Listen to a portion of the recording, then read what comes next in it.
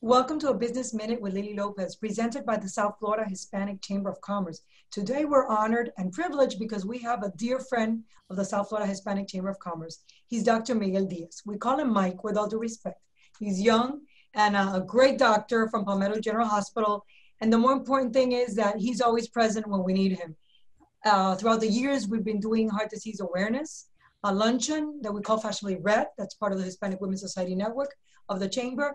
And there's not been one time when he has said no. He has always come, even when it's on a ship. And we all know that when you get on a ship, even if it's just for a lunch, it takes forever. So thank you so very much, Mike, for your time, for being here today. And it's an honor and a pleasure to have you here. So how's everything? Tell me. Everything's great. Thank you, Lily, for inviting me. It's always nice to spend some time with you. We've always done these things in person, but as we all know, things are a little bit different now. But it's great to be here, and I know you're doing great work with a web-based platform. Leave it to you to pivot quickly and to stay relevant and keep things as active as possible. I know you're doing a great job, so I'm glad to help any way I can. Oh, thank you. Thank you so very much. And just to give some background about Dr. Diaz, he studied medicine at UM and he did both his internship and residency at UM Jackson. So one of the best. He's part of Tenet, Florida Physician Services. And my first question is, what's happening with the heart attack patients? The acute heart attack volumes in hospitals dropped significantly in April. What did you see happening? I mean, is it people that had chest pains and probably didn't want to go because they were scared of COVID and then they end up having a heart attack and maybe dying? Or what did you see at the beginning of the pandemic? And take us all the way to now. Yeah, so I mean, I think early on in late March, April, as things started to really surge in the Northeast, particularly in New York City, there was kind of a calm before the storm and this feeling that it would be similar throughout. So we were kind of expecting this large wave of patients, and as a result of that, hospitals kind of decreased their census as much as possible in anticipation of a large wave of COVID patients, and we were a little bit off, I guess, on the timing, as we've seen. And so in those early months, we did not have a huge amount of COVID patients. We had a moderate amount, and we really did kind of stop seeing a lot of cardiac patients because, like you said, there was a lot of fear. People were scared. People were at home and reluctant to call 911, reluctant to come into the hospital for even elective procedures. And then at one point, elective procedures, again, in anticipation of a wave, were put on hold. And so for a lot of different reasons, patients ended up neglecting cardiac care. And then as things started to at least briefly improve in May and June, we started to redo elective cases again.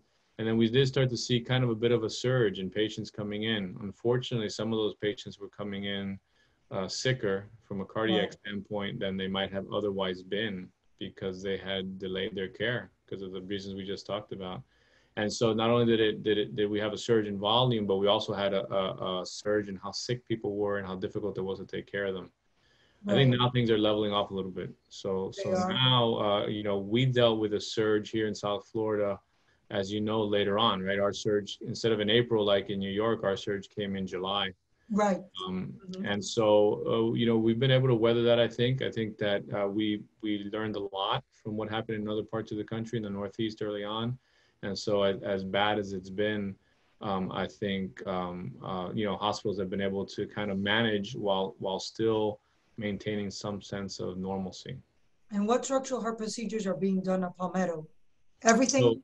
Everything? Or? Yes. So we, our program is very active and growing very quickly. And so we are a structural heart center that does TAVR, which is transcatheter aortic valve replacement. We do mitral clip, and we do Watchman procedures. Those are probably the three of the big ticket items as far as structural heart is concerned. We also do several other smaller structural heart procedures like PFOs, ASDs, et cetera. But among structural heart, again, most of those cases are elective. And so they were put on hold for a while in April and early May, but we've gotten back on track. We have a large number of patients, fortunately, that have done well enough and have been able to wait, but now we have a backlog. And so it's important that we are able to keep on going, and we've been very fortunate. You know, So you're back to normal, Dr. yeah, Lopez? we're back to not normal, but we No. are back to a fairly steady stream of being able to do cases.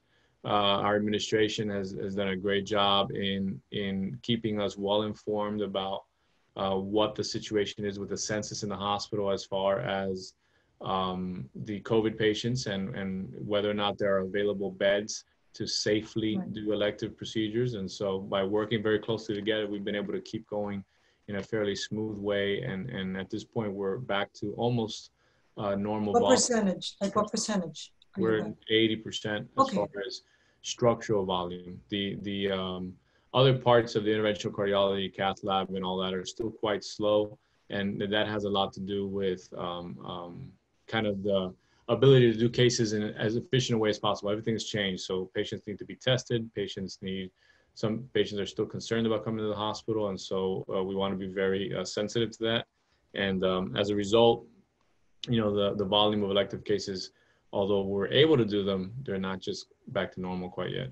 Oh, okay. And with regard to telemedicine, you being a interventional cardiologist, that's not easy for you, right? Because if you're interventional, or could you see patients Yeah. like virtually and like and not diagnose them, but maybe just see them that way? Is that something that you can do Well, we as an did interventional? early on. We got started. Our practice started early. It was difficult. It was a difficult transition for all of us, doctors and patients alike. You know, as you can imagine, our demographic is not overly Yes. keen on technology, and Yes. so it was a challenge at the outset. But I think it's a testament to the fact that medicine, cardiology, and even interventional cardiology, the backbone of all of that is history taking.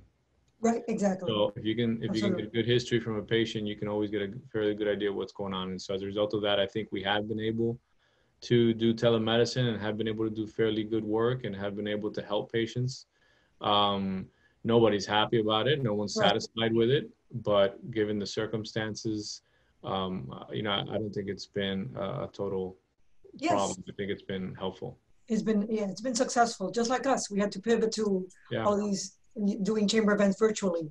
So I'm so happy that you were here with us today on a Business Minute with Lily Lopez. I appreciate your time so much, Dr. Sure. Diaz. And you're set with us for February, God willing.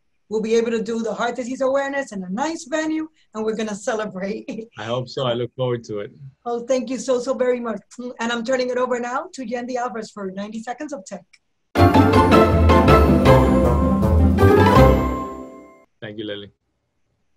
Thank you, Lily, and thank you, Dr. Diaz, for joining us. I want to take a moment and say thank you to you and all of your staff and everyone that works tirelessly, especially in the last couple of months during the pandemic. Thank you for putting it out there for us. You guys are our true heroes. Now, for 90 seconds of tech, I wanted to ask you, because, you know, the misinformation and all the and what you had said earlier, the misinterpretation of information, where would you recommend we find our data over COVID-19? So, I mean, despite as embattled as they may have been, I think the CDC website is still probably your best starting point for general information and for evolving recommendations, which are always based on science, and that's all we can ask for. And then there are a lot of good websites out there, you know, and I think the dashboard that Miami-Dade County has is very helpful. We talked a little bit about what metrics, and I'm by no means an expert. I'm an interventional cardiologist, not a epidemiologist. But I do think that one of the data points that I've seen people advocate for is hospitalizations. Like we talked about off air for a second, the cases can bounce up and down. Weekend is an issue as far as how many samples are run. Backlogs are important. You know, even when we had the tropical storm Isaias, they had to close down testing sites, and so that caused a blip in the numbers.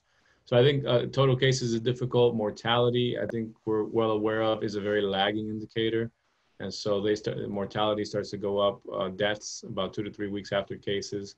So if you want to look for something smooth, linear, and probably reproducible, I think we should look at hospitalizations, which fortunately have been going down in Miami-Dade County over the last couple of weeks. Thank you so much for joining us, and I will see you guys next time. Thank you.